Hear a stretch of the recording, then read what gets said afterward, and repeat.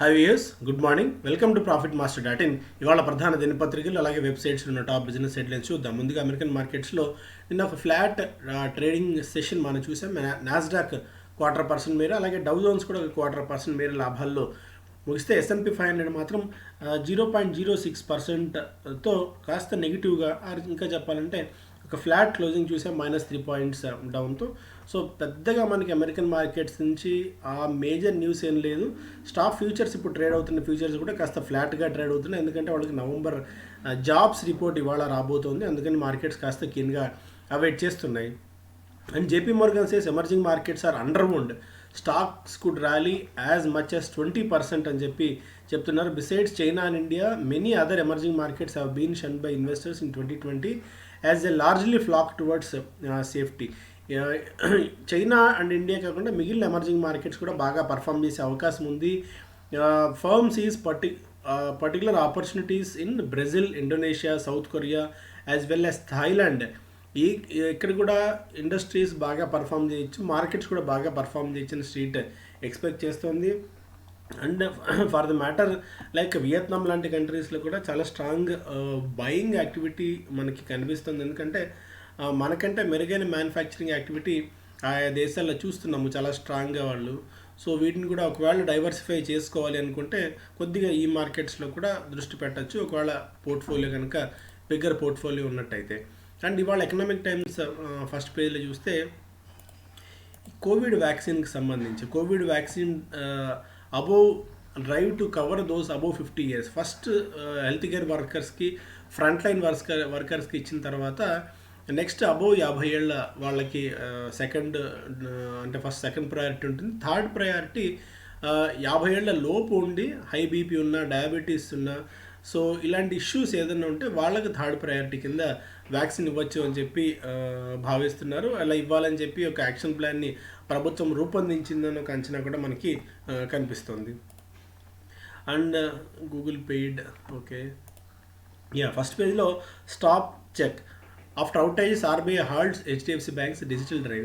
So Reserve Bank of India HDFC బ్యాంక్ని గత కొద్ది కాలం నుంచి వాన్ చేస్తూనే ఉంది, ఎందుకంటే వాళ్ళు ఈ మధ్య తీసుకొచ్చిన డిజిటల్ డ్రైవ్ ఏదైతే ఉందో, డిజిటల్ 2.0 అని, దాని మీద తీవ్ర విమర్శలు వెతుతూనే ఉన్నాయి. ఎందుకంటే పదే హాల్ట్ అయిపోతుంది, పదే అది ఆగిపోతుంది మధ్యలో. ఇంటర్నెట్ ట్రాన్సాక్షన్స్కి సంబంధించి, డిజిటల్ ట్రాన్సాక్షన్స్కి సంబంధించి అనేక ఇబ్బందులు కస్టమర్లు ఎదుర్కొంటున్నారు. కస్టమర్ల ఫిర్యాదును దృష్టిలో ఉంచుకొని మీరు ఇప్పటికైనా చర్యలు తీసుకోండి అని పదే వారించినప్పటికీ కూడా HDFC బ్యాంక్ పెద్దగా దాన్ని సీరియస్గా తీసుకోకపోవడంతో నిన్న రిజర్వ్ బ్యాంక్ ఆఫ్ ఇండియా ఒక సీరియస్ నిర్ణయం తీసుకుంది. వాళ్ళ డిజిటల్ డ్రైవ్ని ఆపేయడంతో పాటు క్రెడిట్ కార్డు కొత్తగా స్వీకరించడాన్ని కూడా పూర్తిగా ఆపేయాలని ఆదేశించింది. సో కొద్దిగా HDFC బ్యాంక్ ఈ వార్త తర్వాత ఒక 1.5 నుంచి 2% దాకా స్టాక్ అయితే క్రాక్ అవ్వడం మనం చూసాం. ఇది కాకుండా state bank of India prestigious app YONO కూడా నిన్న because of this technical reasons ఆగిపోవడం మనం చూసాం. అండ్ HDFC బ్యాంక్ ఇంకొక ఇష్యూ ఏంటంటే, ఈ మధ్యకాలంలో నవంబర్లో వాళ్ళ కీ డేటా సెంటర్లో పవర్ పోయి ట్రాన్సాక్షన్స్ ఆగిపోయి, అంటే అంత కీ డేటా సెంటర్లో నర్వ్ బ్రెయిన్ లాంటి సెంటర్లో పవర్ పోవడం ఏంటి అన్నది ఆందోళన కలిగించే విషయంగా ఉంది.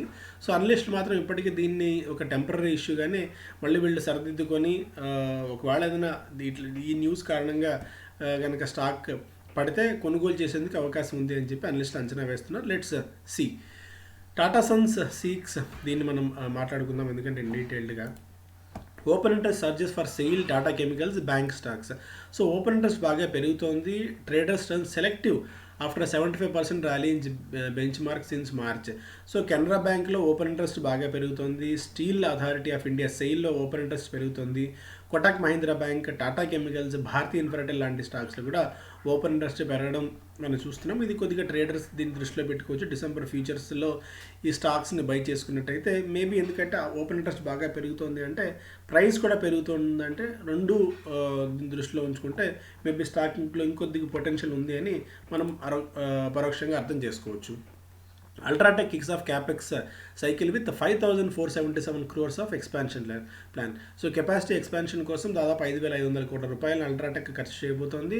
12.8 MTPA green field and brown field కెపాసిటీస్ని వాళ్ళు యాడ్ చేయాలని భావిస్తున్నారు. ఎందుకంటే ఇప్పుడున్న బిల్డింగ్ మెటీరియల్స్ సిమెంట్ స్పేస్లో యాక్టివిటీ మరింతగా పెరిగే అవకాశం ఉంది కాబట్టి ఇది భవిష్యత్తులో మరింతగా అవసరాలకి దృష్టిలో ఉంచుకొని యూటిలైజేషన్ పూర్తి స్థాయిలో రావడానికి, డిమాండ్కి తగ్గట్టు సప్లై చేయడానికి మరింత ఎక్స్పాన్షన్ చేస్తున్నట్టు ఆదిత్య బిర్లా గారు చెప్తున్నారు, కుమారమంగళం బిర్లా గారు చెప్తున్నారు. సో ఇదొక మేజర్ వార్త కంపెనీకి. And Tata Motors steps on gas in electric vehicles push gives larger role to former Nissan executive Mitsuhiko Yamashita. ఈయన వెటరన్ ఎలక్ట్రానిక్ వెహికల్స్ ఫీల్డ్లో చాలా స్ట్రాంగ్ హోల్డ్ ఉంది, ఎప్పటి నుంచో ఈ ఫీల్డ్లో కూడా ఉన్నారు.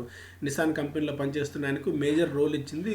ఇప్పుడు ఎలక్ట్రానిక్ వెహికల్స్ మరింతగా పుష్ చేసేందుకు కంపెనీ ప్రయత్నాలు చేస్తున్న వార్తలు మనం చూస్తున్నాము. ఎందుకంటే ఈ ఎలక్ట్రానిక్ వెహికల్స్లో కొద్దిగా గ్యాస్ని కూడా గ్యాస్ని కూడా పెట్టి ఈ కార్స్ని ఎలా మనం సక్సెస్ఫుల్గా ఈవీ కార్స్ని మనం రన్ చేయొచ్చు అన్న దాని మీద వీళ్ళు ప్రస్తుతం స్టడీ చేస్తున్నారు. సో మేబీ ఇది కొద్దిగా టైం పట్టచ్చాము కానీ బట్ స్ట్రాంగర్ మూవ్స్ అయితే టాటా మోటార్స్ తీసుకుంటుంది. Tata Sons seeks up to $1 billion funding for phone plant. So మొదటగా ఐఫోన్ పార్ట్స్ని, తర్వాత అదర్ ఎక్విప్మెంట్ మ్యానుఫ్యాక్చరర్స్కి సంబంధించిన పార్ట్స్ని తయారు చేయడం, అంటే కొరియా, జపాన్కి చెందిన కంపెనీస్కి సంబంధించిన పార్ట్స్ని కూడా తయారు చేసి చైనాకి ఆల్టర్నేటివ్గా ఒక భారీ స్థాయిలో ఎదగాలి అని చెప్పి టాటా సన్స్ ప్రయత్నాలు చేస్తుంది. అందుకోసం దాదాపు $1 billion ఓవర్సీస్ లోన్స్ ద్వారా, విదేశాల నుంచి అప్పు ద్వారా తీసుకొని ఒక పెద్ద మొబైల్ ఫోన్ ప్లాంట్ని, కాంపోనెంట్ కాంట్రాక్ట్ మ్యానుఫ్యాక్చరింగ్ ప్లాంట్ని తమిళనాడులో ఏర్పాటు చేయాలని చెప్పి భావిస్తున్నట్టు మనం చూస్తున్నాం. టాటా ఎలక్ట్రానిక్స్ అంటే టాటా సన్స్కి చెందిన సబ్సిడరీ కంపెనీ ఇది. వీళ్ళు ఇందులో భాగంగా తమ పట్టును కొనసాగించాలని చెప్పి చూస్తున్నారు. ఎందుకంటే ప్రభుత్వం తాజాగా ఇచ్చిన ప్రొడక్షన్ లింక్డ్ ఇన్సెంటివ్స్, పిఎల్ఐ అంటాం కదా, ఆ పిఎల్ఐని కూడా వీళ్ళు వాడుకొని ఆ ప్రోత్సాహకాలని, ఆ ఇన్సెంటివ్స్ని తీసుకొని ఎదగాలని చెప్పి టాటా ఎలక్ట్రానిక్స్ భావిస్తోంది. సో ఇదొక మేజర్ అంశం, దీన్ని కూడా మనం ఎప్పటికప్పుడు గమనంలో ఉంచుకోవచ్చు. Blue Dart, Allcargo and SpiceJet seen among top vaccine plays. So ఇప్పుడు వ్యాక్సిన్ ఇవాళ కాకపోతే రేపు రావడం అయితే ఖాయంగా కనిపిస్తోంది. అండ్ ఎయిమ్స్కి సంబంధించిన ఎయిమ్స్ చీఫ్ చెప్తున్నారు, vaccine approval likely this month says AIIMS chief. So ఈ నెలాఖరులోగా మేబీ మనకి వ్యాక్సిన్ ఓకే చేసే అవకాశాలు మనకు కనిపిస్తున్నాయి. బట్ ఇలాంటి టైంలో తర్వాత ఏ కంపెనీస్ లాభపడతాయి? సో కోల్డ్ చైన్ కంపెనీస్, అంటే ఒక వ్యాక్సిన్ ఒక ప్రాంతం నుంచి మరొక ప్రాంతానికి డెలివరీ చేయడానికి ఇప్పుడు ఏంటంటే ఆ కోల్డ్ చైన్ లాజిస్టిక్స్ అవసరం. సో అలా నేకెడ్గా తీసుకెళ్లారు వాటిని, కొద్ది గొప్ప కోల్డ్ చైన్ సపోర్ట్ వాటికి కావాల్సిన అవసరం ఉంటుంది. కాబట్టి మన దేశంలో ఇప్పటికే ఈ స్పేస్లో ఉన్న Ace logistics, All Cargo logistics, Blue Dart, Blue Star, Gati, Mahindra logistics, Snowman, SpiceJet, Voltas, VRS logistics లాంటి కంపెనీస్కి ఇది బెనిఫిట్ అయ్యే అవకాశం ఉంది. ఎందుకంటే కోల్డ్ స్టోరేజ్ కూడా ఆల్రెడీ వీళ్ళకి ఉన్నాయి కాబట్టి వీళ్ళు బెనిఫిట్ అవ్వచ్చు అని చెప్పి అంచనా వేస్తున్నారు అనలిస్టులు. ఎందుకంటే ఈ వ్యాక్సిన్కి సంబంధించి స్టోరేజ్ చేయడం ఒకటి నెంబర్ 1, అండ్ నెంబర్ 2 ట్రాన్స్పోర్ట్ చేయడం అనేది రెండవ అంశంగా కనిపిస్తుంది. Blue Star on Thursday said the company has received 200 crore order for Covid vaccine storage and more such orders are expected in the next few months. Voltas is other company which has been proactive measures in providing cold storage units. So ఇలా వీటికి పెద్ద business వచ్చే అవకాశం ఉంది కాబట్టి వీటి మనం గమనంలో ఉంచుకోవాలి. కాకపోతే ఏంటంటే స్టాక్స్ 1 monthలోనే బాగా పెరిగి ఉన్నాయి. కొన్ని స్టాక్స్ లైక్ 20% నుంచి 60% దాకా పెరిగి ఉన్నాయి.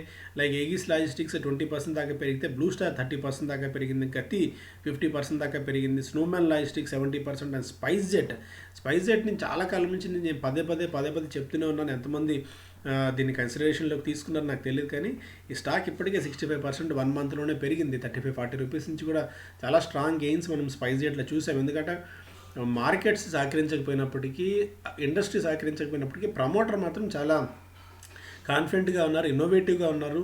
సో అది అందులో బర్నింగ్ డిజైర్ ఉంది కాబట్టి మనం థమ్స్అప్ ఇవ్వచ్చు స్పైస్ జెట్ కానీ. సో అందుకు తగ్గట్టే స్పైస్ జెట్ కూడా బాగా పర్ఫామ్ చేస్తుంది. ఈ స్టాక్స్ని దృష్టిలో ఉంచుకోండి. ఇవి కాకుండా syringe manufacturing companies, vials manufacturing companies, vials మీద రబ్బర్ మ్యానుఫ్యాక్చరింగ్ చేసే కంపెనీస్, వీటన్నిటి కూడా బూస్ట్ రాబోతుంది. ఎందుకంటే ఇది ఒక 1 year పాటు ఉండే వ్యవహారం. అంటే ఇప్పటికిప్పుడు అది ఇమీడియట్గా ఎన్ని కోట్ల మందికి వ్యాక్సిన్ చేయడం అనేది అయ్యే పని కాదు కాబట్టి, సో ఇది ఒక మేజర్ బిజినెస్ మోడల్ ఉండబోతుంది. సో ఇనీషియల్గా మనం క్యాచ్ చేయగలిగితేనే ప్రయోజనం. వన్స్ అంతా ర్యాలీ అయిపోయిన తర్వాత అందరూ స్టాక్ పెరిగిన తర్వాత కొన్న రిస్క్ రివార్డ్ రేషియో ప్రకారం మనకు పెద్ద గొప్పగా ప్రయోజనం ఉండకపోవచ్చు. కానీ so early bird catches the ప్రేని ముందు ఈ స్టోరీని కాస్త గమనిస్తూ ఉండండి. ఇవాళ Reserve Bank of India credit policy మనకి ఉంది కాబట్టి మేబీ ఈరోజు ఆర్బీఐ పెద్దగా రేట్స్లో పెద్దగా చేంజెస్ చేయకపోవచ్చు, స్టేటస్ కో మెయింటైన్ చేయొచ్చని చెప్పి స్ట్రీట్ ఎక్స్పెక్ట్ చేస్తుంది. ఎందుకంటే మనకి ఆర్థిక వ్యవస్థ మళ్ళీ పూర్తి స్థాయిలో కోలుకునే ప్రయత్నం చేస్తుంది. మన జీడిపి నెంబర్స్ కూడా అదే చెప్తున్నాయి. కాబట్టి ఇప్పుడు వడ్డీ రేట్లను తగ్గింపు అనేది రిజర్వ్ బ్యాంక్ ఆఫ్ ఇండియా చేయకపోవచ్చు అన్న అంచనా. సో మార్కెట్స్ దీన్ని కీన్గా అబ్జర్వ్ చేస్తుంటాయి. ఎస్పెషల్లీ బ్యాంక్ స్టాక్స్లో ఇవాళ బ్యాంక్ నిఫ్టీలో అండ్ ఇంట్రెస్ట్ సెన్సిటివ్ స్టాక్స్ అంటాం కదా, బ్యాంక్స్, రియల్ ఎస్టేట్, వీటి ఎన్బిఎఫ్సిస్, వీటి మీద కొద్దిగా కాన్సన్ట్రేషన్ ఇవాళ చేయొచ్చు. ఎస్బీఐ యోనో గురించి ఆల్రెడీ మనం మాట్లాడుకున్నాం. ఇది కూడా నిన్న తీవ్రంగా ఎఫెక్ట్ అయింది. బిజినెస్ స్టాండర్డ్ ఫస్ట్ పేజ్లో సైన్స్ ఆఫ్ థా in talks between farmers and government. So నిన్న కూడా మనం మాట్లాడాం. సో రైతుల ఇష్యూ అనేది ఒక పెద్ద ఇష్యూ కాబోతుంది మన దగ్గర. హెచ్డిఎఫ్సి బ్యాంక్ ఇది ఫస్ట్ పేజ్లో ఆల్రెడీ డిస్కస్ చేసాం మనం. And optimistic about revival of economy in Q3. So Q3లో మరింతగా మెరుగవచ్చు ఆర్థిక వ్యవస్థ అని చెప్పి ప్రభుత్వం భావిస్తోంది. PhonePe spin off. సో ఫోన్పేని ఫ్లిప్కార్ట్ సంస్థ సపరేట్ యూనిట్గా స్పిన్ ఆఫ్ చేసింది, దాన్ని ఒక సపరేట్ కంపెనీగా గుర్తించింది. సో ఈ ఫోన్పే కూడా ఒక పెద్ద బిజినెస్ మోడల్గా మారబోతోంది. JSW Steel raises Bhushan power offer to close to the deal at the least. Upfront దాదాపు 20,000 కోట్ల రూపాయలు ఇచ్చేందుకు కూడా కంపెనీ సిద్ధమవుతుంది. సో ఇదొక major news. And master of spices who blazed a trail. So Mahashay Dharampal Gulati గారు MDH అని మనకి స్పైసెస్ రెగ్యులర్గా యాడ్స్ చూస్తుంటాం కదా, 97 ఇయర్స్ ఆఫ్ ఏజ్లో ఆయన నిన్న వర్ణించారు. సో చాలా మంది ప్రమోటర్స్కి, చాలామంది ఆంటర్ప్రీనర్స్కి ఒక రోల్ మోడల్గా కూడా ఆయన నిలిచారు. ఒక 2,000 కోట్ల రూపాయల సామ్రాజ్యాన్ని జస్ట్ ఒక స్పైసెస్ ద్వారా ఆయన నిర్మించారు. సో వ్యక్తిగతంగా కూడా చాలా మంచి వ్యక్తిగా ఆ ప్రాంతాల్లో ఆయనకు చాలా మంచి పేరుంది. ఎందుకంటే మంచి ఫిలాంట్రోఫిస్ట్గా కూడా ఆయనకు మంచి పేరుంది. అండ్ కుటుంబ విలువలు, ఎస్పెషల్లీ ఆ విలువలకు సంబంధించి ఎక్కువ ప్రాధాన్యత ఆయన ఇచ్చారని కూడా చాలామంది ఆయన గురించి చెప్పుకుంటూ వస్తారు. అసలు స్పైసెస్ బిజినెస్లో, స్పైసెస్ మార్కెట్లో ఒక ఆర్గనైజ్డ్గా ఈ స్థాయిలో చేయడం అనేది MDHకే సాధ్యమైంది. దాదాపు 60 ప్రోడక్ట్స్ని వాళ్ళు తీసుకొచ్చారు 100 దేశాల్లో.